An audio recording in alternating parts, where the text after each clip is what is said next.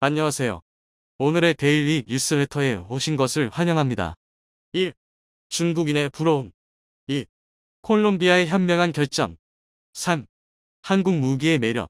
한번 진실을 알아봅시다. 신장 위구르를 둘러싼 중국의 만행. 보고서를 통해 드러난 끔찍한 일들은 뜻밖의 사건으로 이어졌습니다. 바로 이슬람 국가들의 분노를 산 것인데요. 위구르인들이 믿는 이슬람교를 중국이 조직적으로 음해하거나 비난하는 일을 저질렀다는 사실이 알려지면서 이슬람을 믿는 국가들의 군사동맹, 이슬람 군사동맹이 신성 모독을 시도한 중국을 향해 선전포고를 선언했다고 합니다. 이슬람을 믿는 주요 국가들 역시 여기에 동참하며 신을 건드린 중국을 향해 분노를 쏟아냈다고 하는데요. 뜻밖의 사태로 발전하는 신장 위구르 사태. 중국에게 닥친 위기에 대해 지금부터 자세하게 설명해 드리겠습니다. 중국에게 닥친 위기에 대해 사상 최악의 인권유린. 국가 차원에서 현재 진행형으로 벌어지는 끔찍한 일에 많은 국가들은 탄식할 수밖에 없었습니다. 최근 유엔 인권사무소가 발간한 보고서를 통해 중국이 위구르인들을 향해 저지른 끔찍한 일들이 공개되면서 많은 국가들의 공분을 사며 중국에게 제재가 가해져야 한다는 의견이 속출하고 있습니다. 보고서에는 현재 중국이 운영 중인 수용소 직업교육훈련센터가 어떻게 운영되고 있으며 중국 정부가 무슨 의도로 이 센터를 운영하고 있는지 낱낱이 그 실태가 적혀져 있었습니다. 위구르인들의 재취업과 교육을 도와주는 명목하에 세워진 이 수용소는 사실 정부 차원에서 운영되는 거대한 실험시설에 가까웠습니다.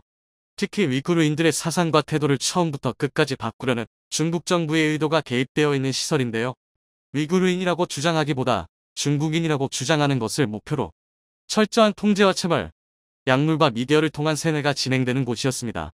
이곳에서 탈출한 인물이자 외부의 수용소의 진실을 처음 알린 굴지라 가명은 수용소에서 탈출하던 때를 기억하며 중국 감시원들이 총을 들고 자신을 추격하던 것을 명확하게 기억했습니다. 그녀가 처음 이 수용소에 들어간 것은 사소한 계기였습니다. 위구르인들이 모여있는 마을에서 살던 그녀는 갑자기 중국 공안에 의해 영문도 모르고 수용소로 끌려가게 되었습니다. 직업교육훈련센터에서 그녀는 먹는 것부터 씹는 것 심지어 말하는 것도 철저하게 통제를 받았습니다. 그녀는 수용소에 절대교육과 행동 원리를 설명해 주었습니다. 훈육 강사들은 절대로 위구르인들 탈출을 허용해선 안 된다고 교육받으며 이들이 탈출하는 것은 당에 대해 죄를 짓는 것이라고 합니다. 이뿐만 아니라 위구르 언어를 말살하는 것이 목적인 수용소답게 중국어를 사용하는 것이 필수이고 위구르 어는 통용되지 않습니다. 사각지대 없이 영상 감시를 구축하는 것도 강사의 업무 중 하나였죠. 화장실에서부터 탈의실에 이르기까지 다소 민감한 부분이 노출될 수 있는 개인 공간에서도 중국 정부는 감시망을 펼쳤습니다. 24시간 내내 돌아가는 CCTV 안에서 굴지라는 심한 모욕감을 느꼈다고 합니다. 책상부터 사용할 수 있는 도구도 가짓수가 정해져 있을 뿐더러 만약 다른 행동을 하려면 강사의 허가를 구하지 않고는 절대 불가능하다고 설명했습니다. 이를 위반했을 경우 교화실이라는 공간에서 무자비한 폭력이 기다리고 있었죠. 굴지라는 그곳에 있으면서 죽어가는 이들을 많이 봤다고 증언했습니다. 어린아이부터 나이든 노인의 이르기까지 성별과 나이를 가리지 않고 위구르인들에 대한 정신개조와 강박적인 교정 작업이 진행되었다고 하죠. 그리고 중국 정부가 특별히 신경 쓴 것이 바로 종교였다고 합니다. 위구르인들의 상당수는 이슬람교를 믿는 이들로 이들은 국가 없이는 살 수 있어도 종교 없이는 살 수 없다고 말할 정도로 독실한 신앙을 유지한 이들입니다. 중국 정부 입장에서는 이슬람을 믿는 이들이 문제였죠. 그래서 교정시설에서 이들의 신념을 파괴하고 이슬람 신앙을 공격하는 정신교육이 계속 진행되었다고 합니다. 특히 선지자 마호메트와 이슬람 세계에서 중요한 경전인 코란에 대해 가짜라는 이야기를 반복적으로 강요하며 이를 버릴 것을 종용하는 일이 이어졌다고 하죠. 유엔 보고서와 BBC 등 유명 방송에서 이 위구르인 개조 작업은 미국을 비롯한 서방 세계에만 충격을 준 게 아니라 이슬람 세계에도 적지 않은 충격을 주었습니다. 특히 이슬람 세계에서 신성한 인물로 추앙받는 마호메트를 모욕하는 발언이나 코란 자체를 부정하는 교육이 진행된다는 것은 이슬람 세계에서는 도저히 가만히 있을 수 없는 일이죠. 이슬람 세계는 분연히 중국을 향해 쓴소리를 내뱉기 시작합니다. 전 세계 최대 무슬림 국가 중 하나인 인도네시아에서는 두 번째로 큰 이슬람 단체가 신장 위구르족들을 향해 중국 정부가 세뇌 작업을 벌인 것을 강하게 비판했습니다. 인도네시아 정부가 이를 심각하게 받아들이고 이슬람을 믿는 이들의 종교의 자유를 위해서 목소리를 내야 한다고 주장했죠. 인도네시아 이슬람 대학의 무함마드 줄피카르 라흐마트 교수는 이 보고서가 인도네시아 중국 사이의 관계에 큰 영향을 미칠 것으로 분석했습니다. 당장은 외교적인 문제와 경제적인 의존도 때문에 인도네시아가 참고 교역을 이어갈 수 있어도 이슬람 자체를 부정하고 모욕한 중국에 대해 이슬람인들이 가진 반감 자체를 없앨 수 없어 결국 정부에 큰 부담이 있을 것이라 바라봤죠. 이슬람협력기구 OIC 역시 이번 보고서와 중국의 행동에 경악하지 않을 수 없었다고 말하며 중국의 책임 있는 자세와 이슬람 교인들에게 정중한 사과가 필요할 것이라고 의견을 밝혔는데요. 이슬람을 믿는 총 57개국 국가가 참여한 이슬람협력기구는 이슬람 관련 기구로는 최대 회원국과 최대 인원을 자랑합니다. 사우디아라비아의 본부가 속해 있는 이 단체는 이슬람에 반하거나 이를 위협하는 문제가 나타날 경우 개입하는 단체인데요. 이들이 특히 민감하게 생각하는 것은 이슬람을 부정하거나 이에 대해 잘못된 태도를 보이는 이들입니다. 최근 인도 집권당 고위 관리들이 잇따른 이슬람 모욕 발언을 내뱉자 이슬람협력기구는 인도 관리들에 대한 규탄 성명을 했죠. 인도 국민당비 JP 소속 누프루 샤르마 대변인은 TV 토론에서 무함마드가 6살짜리 여자아이를 아내로 맞은 것을 언급하며 이를 비판하는 모습을 보인 적이 있습니다. 이슬람을 믿는 인도인들과 중동 국가들은 맹렬히 비판을 가했죠. SNS상에서 이들에 대한 성토가 일어나고 인도 주민들 사이에서 누프루 샤르마 대변인을 경질해야 한다는 주장이 등장. 심지어 시위까지 하는 모습을 보이며 이슬람인들이 일제히 단합했는데요. 결국 이 모든 사태의 책임자인 누프루 샤르마는 대변인 자리를 사퇴하면서 발언에 책임지는 모습을 보였습니다. 이슬람협력기구는 이 모든 일에 있어 탄압을 주도한 세력으로 알려졌는데요. 그만큼 이슬람과 관련해서는 절대 물러서지 않는 강경한 조직입니다. 협력기구와 마찬가지로 이슬람 강경 세력 중 하나인 이슬람 군사동맹 역시 이번 중국의 사태를 심각하게 바라보며 제재의 필요성을 논의했다고 하는데요. 사우디아라비아의 주최로 만들어진 이슬람 군사동맹은 41개 이슬람 국가들의 합의로 만들어진 대테러 연합군입니다. 이 조직은 이슬람 세계에 만연한 테러 조직을 제압하고 이슬람의 가르침을 왜곡하는 불법단체를 처단하기 위해 조성된 연합군인데요. 테러 외에도 이슬람과 관련된 일에 참여하는 무장 세력입니다. 이들은 중국과의 관계를 생각해 웬만한 일에 대해서는 묵인하고 넘어갔으나 이슬람의 중요한 인물인 마호메트를 무시하는 처사는 참기 어렵다고 말하며 이슬람 군사동맹은 중국에 대한 실제적인 움직임에 들어갈 것을 결의했다고 하죠. 최근 알자지라는 사우디아라비아 리야드에 있는 이슬람 군사동맹의 사령관 라힐 샤리프 장군과의 인터뷰를 통해 이슬람 군사동맹이 중국을 향한 진군이 있을 수 있다는 보도를 내놓았습니다. 실질적인 수장이자 군사동맹을 이끌고 있는 사우디는 이번 행위에 대해 중국의 실질적인 사과와 반성이 없다면 서방 세계와 힘을 합칠 수밖에 없다는 모습을 보였습니다. 특히 과거 중국이 사우디를 비롯한 중동 국가 순방에 나섰을 때 석유를 비롯한 자원을 얻기 위해 막대한 돈을 약속했던 것과 완전히 다른 차원의 이중적인 태도를 보인 것에 배신감을 느꼈다고 하죠. 빈 살만 왕세자는 최근 원유 문제에 있어 미국과 거리를 두고 중국과 점점 가까워지는 모습을 보였습니다. 미국 위주의 일방적인 외교에 끌려가지 않겠다고 말하며 시진핑 정권을 은근히 지지하는 모습을 보였었는데요. 영국 가디언지는 시 주석이 사우디아라비아를 방문해 반미국 전선을 확대하고 동맹국으로 사우디를 끌어들이기 위해 파격적인 제안이 있을 것이라는 보도를 한 적이 있습니다. 실제로 사우디는 전례 없는 환영 인사를 준비 중이라는 소식과 함께 중국 시진핑 주석의 방문에 대해 기념할 만한 일이라는 모습을 보였는데요. 그러나 이번 이슬람 차별 발언으로 인해 중국에 대한 호의를 거둬들일 계획이라고 합니다. 사우디 왕실에서는 중국에 제대로 된 사과가 없을 경우 시진핑 주석 방문을 거절한다는 의사를 보낼 수 있다고 밝히며 철저하게 거리두기에 나서는 모습을 보였죠. 당황한 중국 정부는 이슬람 군사동맹이 군사를 일으켜 위구르 지역을 침범할 수 있다는 소식과 사우디의 냉랭한 반응에 황급히 외교 특사를 파견, 이를 달래려 했다고 합니다.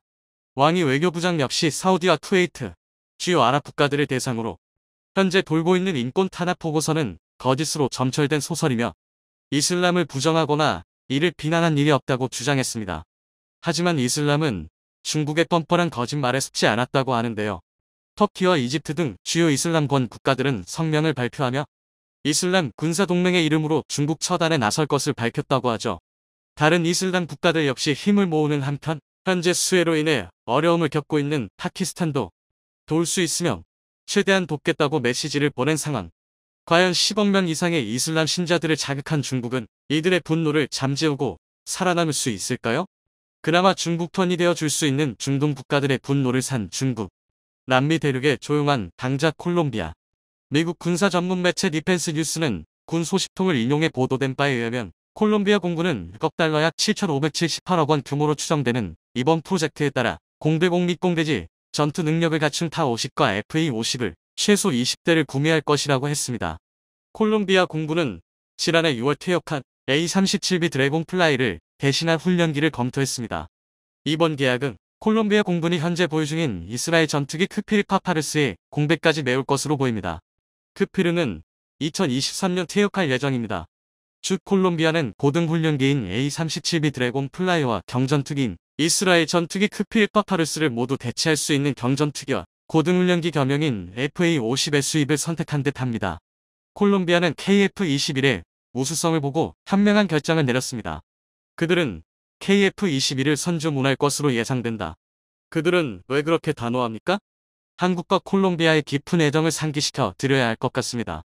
대통령부터 주한 대사까지 한국 없으면 안 된다고 할 정도로 친한 파들인데요. 이들은 하나같이 콜롬비아를 남미의 한국으로 만들고 싶다며 극찬했다고 하죠. 한국과 정반대에 위치한 남미 국가 콜롬비아의 애정 공세. 환하게 손을 흔드는 외국인을 향해 오슨 서울시장은 박수를 치며 반가운 얼굴을 지었습니다. 손을 흔드는 외국인은 콜롬비아의 이반 두케 마르케스 대통령. 그가 작년 내한하면서 서울시를 들린 것인데요. 그는 콜롬비아 대통령 최초로 서울시 명예시민이 되었습니다. 이반 두케 대통령은 평소에도 친한 파로 유명한데요. 이반 두케 마르케스 콜롬비아 대통령, 서울시 명예시민 된다. 그는 한국의 놀라운 경제 발전과 산업 속도에 감탄을 보내며 특히 전 세계를 상대로 뛰어난 성과를 거둔 K 콘텐츠에 주목했습니다. 만 42세의 나이로 콜롬비아 역사상 최연소 대통령이 된 그는 미주개발은행 IDB 근무 당시 오렌지 경제라는 저서를 쓴 바 있습니다. 그는 책에서 한국을 예시로 들며 콜롬비아가 창조 산업에 역점을 두고 문화 콘텐츠 사업에 힘을 기울여야 한다고 밝혔었죠. 특히 K-팝이 전 세계를 뒤흔들기 전부터 K-팝의 가능성을 알아본 그는 저서에서 한국의 K-팝은 엄청난 잠재력을 지니고 있다고 말하며 한국 콘텐츠에 대해 애정을 드러냈었으나 그의 딸 역시 K-팝의 오래된 팬이라고 밝히며 한국 문화의 정통한 모습을 보였죠. 그는 작년 한국을 들려 내한 일정을 소화했고 한국의 발전된 ICT 기술을 콜롬비아에 적용할 것을 논의했다고 합니다. 특히 보건의료에 있어 한국이 보여준 호의에 감사하다는 말과 함께 콜롬비아에도 한국식 의료가 정착되는 것을 지원하겠다고 밝혔죠. 후안 카를로스 카이사로스로 주한 콜롬비아 대사 역시 한국이 보여준 호의와 놀라운 발전에 거듭 감탄하며 콜롬비아가 가야 할 길은 한국이라고 언급, 자신들은 남미의 한국이 되겠다며 헬렌, 경제 발전으로 승화 남미의 한국 되고 싶어. 코로나 진단키트 마스크 지원 감사 군사 등 다방면 우원력 지속돼야 각종 분야에 있어 한국의 선진 기술을 도입하고 싶다는 의지를 드러냈습니다. 또한 콜롬비아는 중남미 지역의 경제동맹체인 태평양동맹파를 이끌고 있는데요. 한국에게 참여를 권하며 준회원국으로 제발 가입하길 원했다고 하죠. 정부 태평양동맹 준회원국 가입 준비 완료. 콜롬비아의 지원당부. 향후 태평양동맹에 한국이 가입하게 된다면 지금보다도 더 중남미 지역 수출에 탄력이 붙을 것이라 전망이 되는데요. 과분할 정도로 한국에게 큰 호의를 베푸는 콜롬비아 대통령과 관료들. 대체 왜 이들은 한국을 향해 뜨거운 사랑을 보내며 한국에게 다양한 혜택을 주려고 하는 것일까요? 그것은 한국과 콜롬비아 사이에 오래된 관계 때문입니다. 콜롬비아는 과거 6월 25일 전쟁 때 참전했던 혈맹으로 많은 콜롬비아인들이 한국을 위해 목숨을 바친 역사가 있습니다. 한국과 콜롬비아는 형제 국가라 볼 수 있죠. 한국에게 있어 가장 아픈 역사로 남아있는 6월 25일 전쟁. 생명부지 한국을 돕기 위해 많은 다국적 군인들이 전쟁에 참전해 뜨거운 피를 흘리며 한국의 민주주의를 위해 싸웠죠. 서유럽 국가는 물론이고 아프리카 국가들까지 군연이 나서 숭고한 이상인 자유를 위해 싸우며 한국을 위해 헌신했는데요. 참전 국가들 중 한국인들이 잘 모르는 국가가 있습니다. 바로 콜롬비아인데요. 남미 국가들 가운데 유일하게 6월 25일 전쟁에 참가. 총 인원 4,314명에 달하는 군인들이 열심히 싸웠고 163명이 이 전쟁에서 사망하는 등 한국에게 있어 은혜를 갚아야 할 국가입니다. 20세기에 콜롬비아가 젊은이들을 외국에 보낸 유일한 전쟁으로 당시 콜롬비아도 넉넉지 않았지만 오로지 민주주의를 지킨다는 일념으로 출전한 것이었죠. 미군 24사단 야에 편입된 이들은 금성 진격작전은 물론이고 진화 400고지 전투, 볼모고지 전투 등 6월 25일 전쟁에 있어 중요한 순간을 한국인들과 함께 동고동락한 이들이었습니다. 절대 후퇴하지 않는다는 모토로 전쟁 때마다 혁혁한 공을 세운 이들은 고국으로 돌아가서 전쟁 영웅으로 대접받았습니다. 한국 역시 이들을 기억하고 콜롬비아 참전 용사들에게 영웅 대접을 하고 있죠. 콜롬비아 국방부 건물 안을 들어가 보면 석가탑 모양의 참전 기념탑이 세워져 있고 과거 6월 25일 전쟁을 잊지 않겠다는 문구가 남겨져 있습니다. 한국에서 만든 이 탑은 용사들을 기리기 위해 특별히 제작되었습니다. 6월 25일 전쟁에 참여했던 영웅들은 이 탑을 보면서 자신의 젊음을 바친 한국이 선진국으로 거듭난 것을 감탄해 마지 않는다고 하죠. 최근 한국을 보고 싶어하는 이들 영웅들을 위해 대한민국은 이분들을 한국으로 초청, 완전히 바뀐 한국의 모습을 보여드리는 행사를 열었습니다. 98세 노병의 무사 귀환 한국서 성탄 선물 받았다. 국가보훈처의 초청으로 콜롬비아 참전 용사들은 인천을 통해 한국으로 걸음을 옮겼다고 하는데요. 서울에 도착한 이들 참전 용사는 행사가 열리는 부산으로 가기 위해 KTX를 탑승해 이동했다고 합니다. 그런 와중 사건이 일어난 건데요. 고령인 알바로 리카울테 곤잘레스가 담낭결석 증상이 심해져 쓰러진 것이죠. 젊은 날의 추억이자 민주주의를 위해 현신했던 그는 마지막 순간 한국의 모습을 보고 싶어 고령의 나이임에도 불구하고 한국으로 향한 것인데요. 열차로 이동하던 중에 위기의 순간이 닥친 것입니다. 긴급 호송에 들어간 한국 의료진은 알바로 씨를 즉시 충남대 병원으로 이송. 의료진의 집중 치료를 받으며 생사의 위기를 넘길 수 있었습니다. 한국 의료 수준이 높았던 덕분에 알바로 씨는 목숨을 구할 수 있었죠. 정신이 든 알바로 씨는 한국 때문에 살 수 있었다며 자신이 한국을 위해 헌신한 것이 결코 후회되지 않는다며 기쁨의 눈물을 흘렸다고 하죠. 알바로 씨 가족 역시 한국의 의료 덕분에 살아난 것을 보고는 한국을 향해 감사의 인사를 전하며 아버지의 투쟁은 헛되지 않았다며 기뻐했습니다. 한국은 이들 참전 용사가 젊은 시절 보인 헌신이 지금의 한국을 만들 수 있었다며 콜롬비아를 위해 더 많은 것을 수 있다고 답했죠. 실제로 한국은 콜롬비아를 위해 많은 것들을 제공하고 있습니다. 2014년 한국은 콜롬비아에게 무상으로 초계함 안양함을 인계했습니다. 어떠한 비용을 부담하지 않고 오로지 두 국가의 친선만을 생각한 행동으로 1만 2천 톤급의 안양함은 나리뇨 주의 이름을 딴 나리뇨함으로 거듭났습니다. 콜롬비아서 거듭난 우리 해군의 퇴역 초계함. 한국은 기존 퇴역함을 그대로 넘겨준 것이 아니라 내부 정비는 물론이고 시설까지 최첨단으로 바꿔 인계받은 즉시 활용할 수 있게 넘겼죠. 콜롬비아 대통령은 한국의 행동에 깊은 감사를 보내며 앞으로 콜롬비아는 한국 무기 수입에 적극적으로 나서겠다고 밝혔죠. 한국은 이에 그치지 않고 2020년에는 익산함을 양도해 콜롬비아 해군에 제공하며 아낌없는 보험에 나섰죠.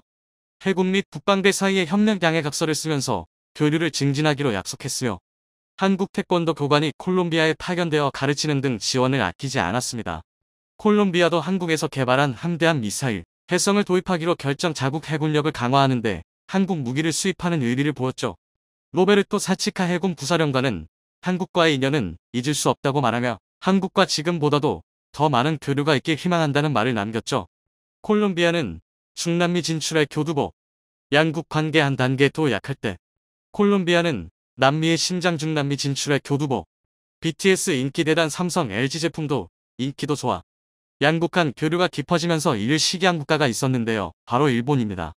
콜롬비아와 FTA는 물론이고 군사적, 문화적 협력을 아끼지 않는 데다가 대통령도 공개적으로 친한파 행보를 보이는 것이 일본 입장에선 싫었던 것이죠.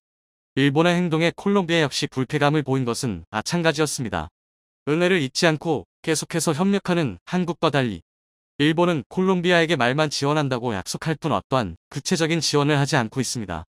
게다가 태평양의 후쿠시마 원전에서 나온 오염수를 방류하겠다며 일본이 나서자 이 기시다 오염수 방류 재확인. 태평양 연안국인 콜롬비아는 일본의 행동을 비난하며 태평양 연안국들이 공조해 일본의 무절 제한 행동을 막아야 한다고 나섰죠. 한국과 다른 일본인의 태도의 콜롬비아는 한국과의 협력을 강화하며 형제의 의리를 지키고 있는데요. 최종권 외교차관 콜롬비아 측에 일본 후쿠시마 오염수 방류 우려 전달. 앞으로도 콜롬비아가 한국과 깊은 인연을 이어가기를 바라며 70년 넘는 우정이 100년 이상 지속되길 바라겠습니다. 차세대 전투기 KF-21의 비행시험 성공 등으로 땅에서만 아니라 하늘 위에서도 주목의 대상이 되고 있는 한국 방산업. 중국도 이에 질세라 차세대 전투기 FC-30일 개발에 박차를 가하고 있는데요. 하지만 그 노력이 무색하게도 세계적인 항공기 개발사 에어버스가 우리 경전투기 FA-50의 유럽 지역 판매를 지원하겠다고서 나섰습니다. 중국은 FA-50의 유럽 시장 진출을 막으려고 어마어마한 돈까지 썼는데 모두 헛돈이 된 셈이지요. 유럽의 다국적 항공기 개발사 에어버스 그룹의 계열시 에어버스 DS의 대표 마이클 시로는 지난달 내한에 FA-50을 포함한 한국 항공기의 서유럽 시장 수출에 협력할 계획임을 밝혔습니다. 이창양 산업통상자원부 장관과 만나 항공우주방위산업 활성화 방안을 논의한 시로른 대표가 그 방안으로 내놓은 것인데요. 한국항공우주산업 타이와 대한항공 등 우리 기업에서 납품받는 부품도 매년 7천억 원 규모였던 것을 1조 원 이상으로 확대하겠다고 했습니다. 우리 항공업계로서는 대박이 터진 것이죠. 이 이창양 장관도 시로른 대표에게 에어버스의 연구개발 아이디센터를 한국에 설립해 줄 것을 요청했습니다. 이미 에어버스 그룹은 본거지인 서유럽과 미국 외에도 중국, 인도, 말레이시아, 싱가포르 등 아시아 각국에서도 RD센터를 운영 중이라 가능성은 충분히 있는데요. 에어버스에 RD센터가 들어서면 우리 방산이나 IT, 항공기술 관련 인프라를 활용해 고도의 상호협력을 할 수 있을 것으로 기대됩니다. 이미 수료원과 헬기 개발 등에 있어서 이뤄지고 있는 에어버스와의 협력을 차세대 항공 분야로도 확대할 수 있다는 것이죠.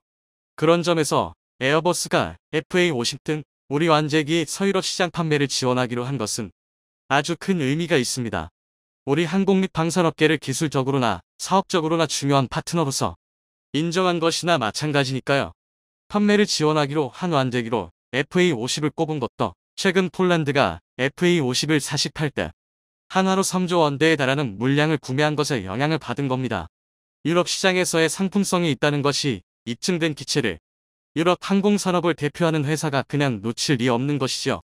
이는 또한 우리 항공산업이 최근 해외 시장을 노리기 시작한 중국의 항공산업의 업계에서 상대적으로 높은 평가를 받고 있음을 보여주는 사례이기도 합니다. 지난 7월 중국 관영 항공사들이 유로버스에 총 292대에 달하는 어마어마한 물량의 항공기를 주문해 업계의 눈길을 끌었는데요. 이는 한화로 48조 원에 달하는 규모.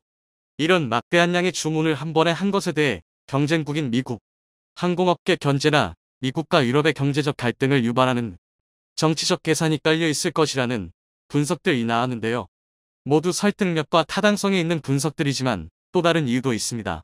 바로 에어버스를 자신들의 항공산업 파트너로 삼기 위함이죠. 다소 의외라 생각되실지 모르겠지만 우리가 차세대 전투기로 KF-21을 개발 중인 것처럼 중국도 자신들의 힘으로 차세대 전투기를 개발 중입니다. 선양 FC-31 중국 일부 언론에서는 J-35라는 제식명으로도 불리는 기체가 그 주인공인데요. 이 FC-31의 개발 파트너 혹은 개발 완료 후 해외 수출 파트너로서 유로버스를 포섭하고자 한 것입니다.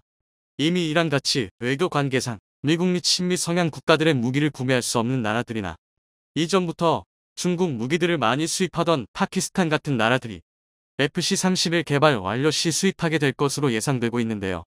하지만 이들 대다수는 개도국이라 수출로 얻을 수 있는 경제적 이득이 한정적이고 정치, 군사적으로 갈등을 겪고 있는 국가들도 많아 시장 확장성에 있어서도 한계가 분명합니다.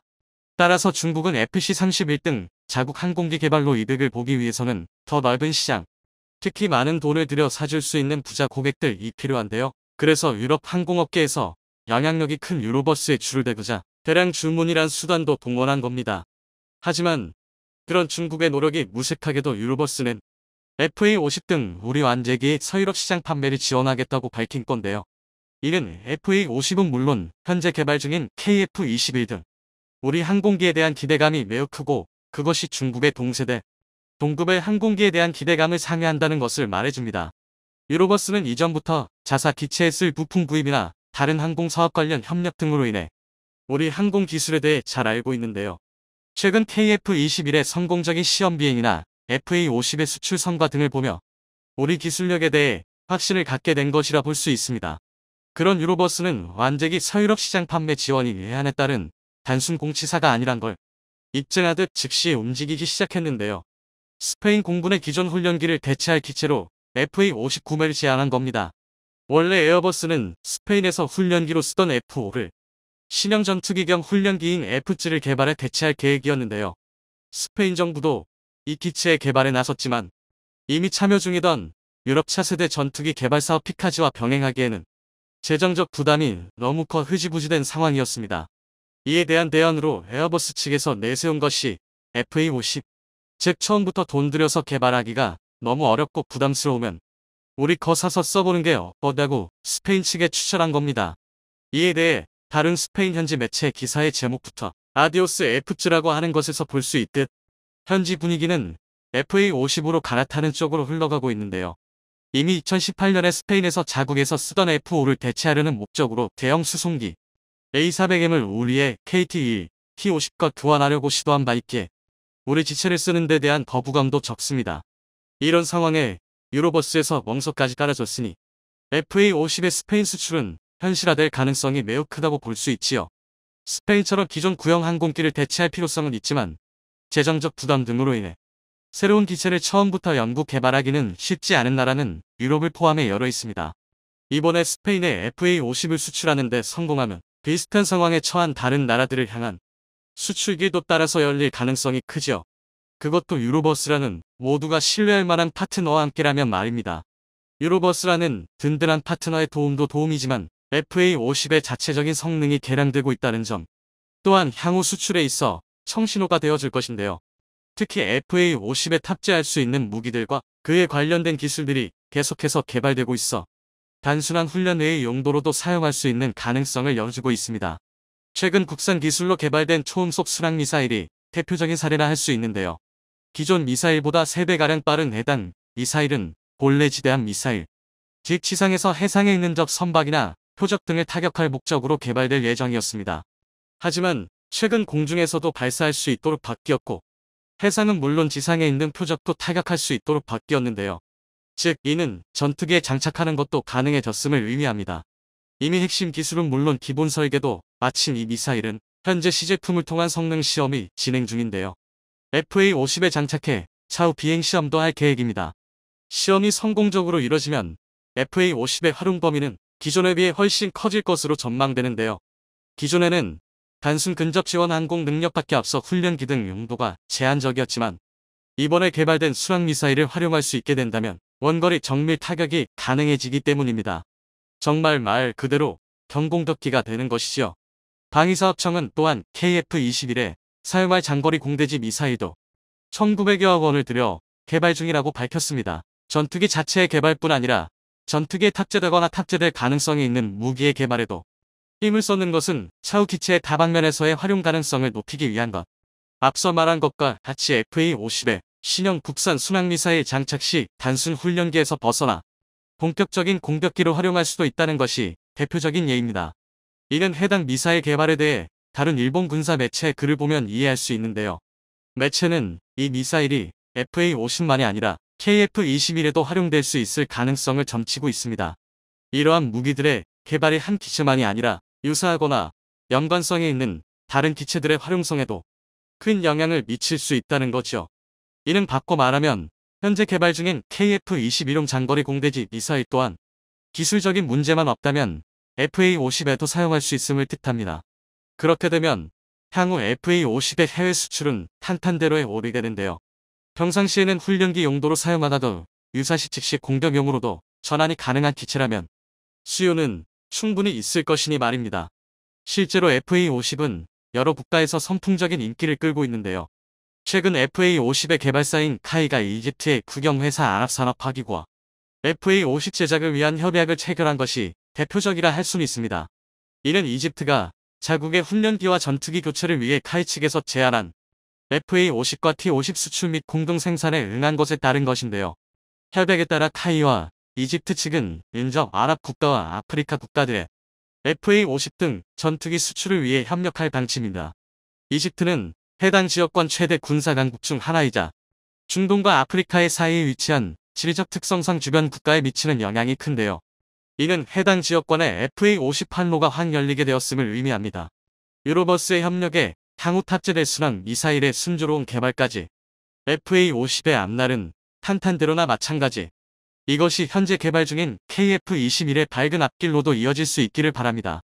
영상이 도움이 되셨다면 구독과 좋아요 부탁드리며 오늘도 감사합니다. 최고로 멋진 하루 보내시길 바랄게요.